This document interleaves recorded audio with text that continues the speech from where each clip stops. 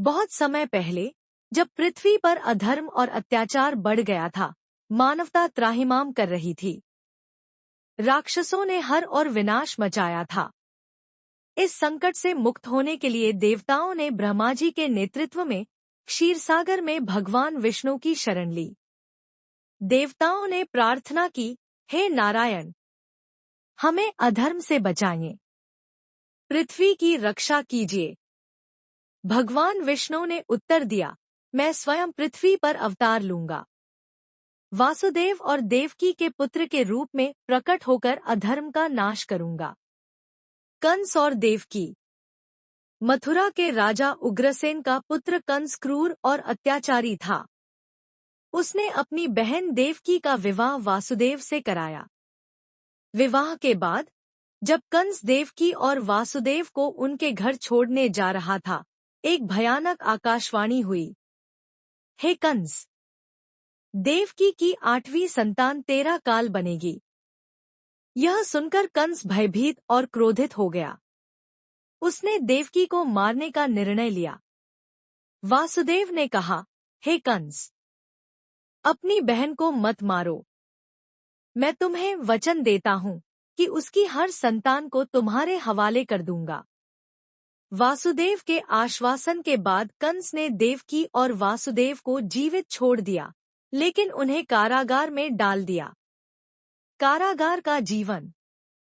कारागार में देवकी और वासुदेव की संतानों का जन्म होता रहा, परंतु कंस ने निर्दयता से एक एक करके उनकी 6 संतानों को मार डाला। देवकी और वासुदेव ने धैर्य नहीं खोया। उन्होंने भगवान विष्णु के प्रति अपनी आस्था बनाए रखी। 7वीं संतान का जन्म होने से पहले भगवान विष्णु ने योगमाया को आदेश दिया। योगमाया ने उस गर्भ को रोहिणी के गर्भ में स्थानांतरित कर दिया। यही शेषनाग का अवतार बलराम थे। भगवान श्री कृष्ण का जन्म। 8वीं संतान के जन्म की रात आई। भाद्रपद मास की कृष्ण पक्ष अष्टमी की अर्धरात्रि थी। चारों ओर घना अंधेरा छाया था। जेल में देवकी ने एक दिव्य बालक को जन्म दिया।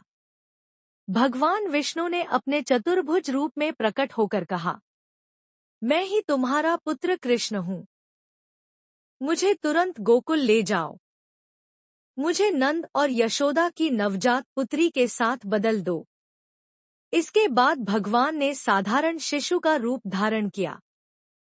चमत्कारिक रूप से कारागार के दरवाजे खुल गए और पहरेदार गहरी नींद में सो गए। वासुदेव का गोकुल गमन। वासुदेव ने शिशु को एक टोकरी में रखा और गोकुल की ओर चल पड़े। उस रात मूसलधार बारिश हो रही थी। यमुना नदी उफान पर थी, लेकिन जैसे ही वासुदेव ने नदी में कदम रखा, जल द्विभाजित हो गया। भगवान अनंत शेष ने अपने फन फैलाकर वासुदेव और बालक को बारिश से बचाया। वासुदेव गोकुल पहुंचे और कृष्ण को यशोदा के पास छोड़ दिया। उन्होंने नवजात पुत्री को साथ लेकर मथुरा लौटने का निश्चय किया। कंस का आतंक। सुबह होते ही कंस को देवकी की 8वीं संतान के जन्म की सूचना मिली। जब उसने नवजात बच्ची को मारने का प्रयास किया, वह देवी दुर्गा के रूप में प्रकट हुई। देवी ने कंस से कहा, हे कंस, तुझे मारने वाला गोकुल में जन्म ले चुका है। उसे पकड़ पाना तेरे लिए असंभव है। यह सुनकर कंस भय और क्रोध से भर गया। उसने अपने सैनिकों को गोकुल और आसपास के क्षेत्रों के नवजात बच्चों को मारने का आदेश दिया। गोकुल में नंदोत्सव। गोकुल में नंद बाबा और यशोदा ने कृष्ण के जन्म का उत्सव बड़े धूमधाम से मनाया। यह उत्सव नंदोत्सव के रूप में प्रसिद्ध हुआ। पूरे गांव में आनंद और उल्लास का वातावरण था। धीरे धीरे कृष्ण की बाल लीलाएं आरंभ हुईं। उन्होंने गोकुलवासियों के दिलों में अपनी जगह बना ली। उनकी लीलाओं ने यह सिद्ध कर दिया कि वे साधारण बालक नहीं, भगवान के अवतार हैं। इस प्रकार श्री कृष्ण के प्राकट्य ने धर्म की पुनर्स्थापना और अधर्म के नाश का आधार रखा।